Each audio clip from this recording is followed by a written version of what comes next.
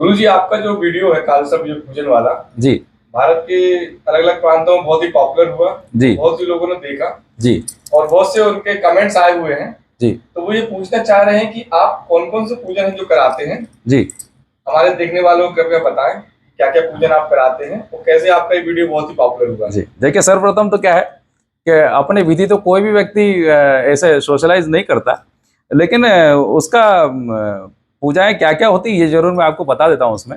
लेकिन विधि सबकी अपनी अपनी होती है, लेकिन पूजाएं कौन कौन सी होती है ये बिल्कुल मैं आपसे शेयर करूंगा।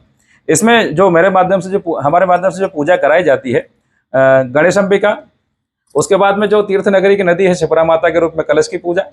इसके बाद में षोडश मातृकाएं, षोडश मातृकाओं में उनको मुख्य माताओं का दर्जा भी दिया गया है, जिसमें नवदुर्गाएं आती हैं। नवदुर्गा के साथ सप्तग्रत मातृका आ गई, सप्तग्रत मातृका के साथ साथ गंगा जमुना सरस्वती नदियां आ गई। इसके बाद में सरस्वती लक्ष्मी अन्नपूर्णा आ गई, यानी एक षोडश मातृका में इतनी सब पूजाएं आ गई। उसके बाद में अन्य ग्रुप देखें तो षोडश मातृका अगर मुख्य माताएं हैं तो सीधी सी बात है वो जिनके साथ काम करते हैं वो भी माताएं भी कहलाती हैं, और उनका नाम है 64 योगिनियां। तो यहाँ पर 64 योगिनियों की पूजा मेरे माध्यम से कराई जाती है षोडश मातृका के साथ। और इसके बाद में आप खुद जानते हैं कि बिना वही माताओं की पूजाएं कब पूर्ण होती है, जब तक भैरवों की पूजा ना हो जाए। तो यहाँ पर सारे भैरवों की पूजा मेरे द्वारा कराई जाती है, और उनमें सभी क्षेत्रपाल आ गए, काल भैरव, विक्रांत, शमशान भैरव, बटुक भैरव, सब A to Z वो सभी आ गए, उनकी पूरी सेना आ गई। क्योंकि उनके बिना हम इस क्षेत्र में बैठ भी नहीं पाएंगे, यानी क्षेत्राधिकार जिसका है उसको अगर पूजा नहीं दोगे तो पूजा कैसे लगेगी। इसके बाद में ये नवग्रहों की पूजा आ गई, नवग्रहों में सारे दोषों की पूजा आ गई, वो सारी पूजा हमारे माध्यम से कराई जाती है।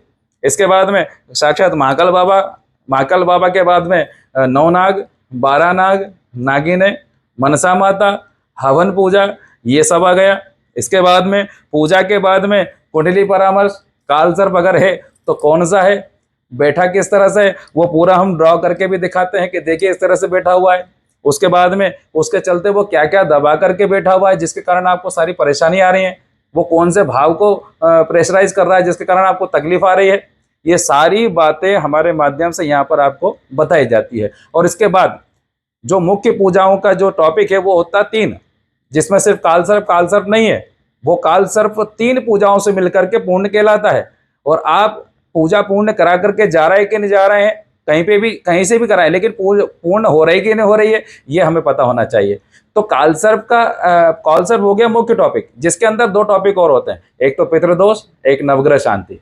ये पितृदोष जो है 99.9% लोगों को रहता है। इसके बाद में पुरुषों की पितृ पूजा जो होती है हमारे माध्यम से 3 पिंड सुख पिंड के माध्यम से हम कराते हैं। स्त्रियों की या माताओं की पूजा जो होती है वो नवग्रह शांति के रूप में वो पूजा होती है।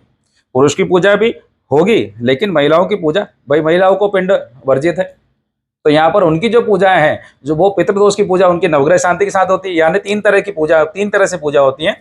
पितृदोष आता है उसमें जो 99.9% सबको होता है। इसके बाद में 90% कालसर्प सभी को होता है, जिसमें नवग्रहों को बाधित करके बनाया जाता है। तो वो नवग्रहों को मुक्त कराना ही नवग्रह शांति पूजा कहलाती है। यानी 3 पूजा हमारे द्वारा कराई जाती है उसमें कालसर्प में, पितृदोष शांति, नवग्रह शांति और कालसर्प शांति, जिसके अंतर्गत वो सारी पूजाएं जो मैंने आपको बताई वो कुंडली परामर्श के साथ हमारे द्वारा कराई जाती है। जी, ये बहुत ही अच्छी जानकारी मिली गुरुजी, और इतना विस्तार पूर्वक आपने समझाया जी। आशा करते कि हमारे देखने वालों को बहुत ही अच्छा ही समझ में आएगा जी, और आपसे जरूर संपर्क करेंगे और वो अपने सभी कष्टों का निवारण आपके माध्यम से करवाएंगे। और 2 मिनट आप बीच में मैं आपसे भाई चर्चा कर रहा हूँ।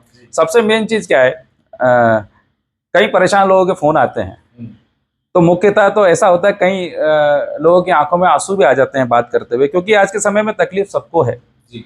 तो हमारे माध्यम से पहले भी एक बात बोली गई है कि भाई चिंता ना करें, बिल्कुल चिंता ना करें, और पूजा के विषय में कभी आंखों में आंसू ना हो। अगर कोई कितना भी परेशान व्यक्ति हो वो एक बार मुझसे चर्चा तो करे, बिल्कुल चर्चा करें। आप मुझसे कोई भी अगर तकलीफ है, धन की भी दिक्कत है, तो भी आप मुझसे चर्चा करें। दक्षिणा भी इतनी नॉमिनल है कि एक जनरल कोई भी व्यक्ति उसको एफर्ट कर सकता है, और वो भी लेना जो है वो जरूरी है, वो भी लेना जरूरी, वो भी इसलिए ताकि आपकी पूजा लगे। अगर आप हमको दक्षिणा अगर नहीं देंगे तो आपकी पूजा कैसे लगेगी, इसलिए वो दक्षिणा विधिवत जो होती है वो हमको लेना जरूरी है। नहीं तो हम भी भगवान से ये कहते हैं कि भगवान क्षमा करना, आपके इस नेक काम के पीछे हमें ये धन रूपी दक्षिणा लेना पड़ रही है, लेकिन क्या करें, भगवान ने शास्त्र में कह रखा है जब तक आप उनको दक्षिणा नहीं दोगे जब तक आपकी पूजा लगेगी नहीं, इसलिए वो सारी चीज जरूरी है। ठीक जी जी, बहुत ही अच्छा। आपके माध्यम से पता लगा कि कोई व्यक्ति धन से लाचार भी है जी, तो वो भी आपसे संपर्क कर सकता है, यथासंभव अपनी यथाशक्ति से आ सकता है और आपके बिल्कुल। माध्यम से उसको संपूर्ण पूजन कराया जा सकता है। बिल्कुल। जय श्री माता। जय श्री माता।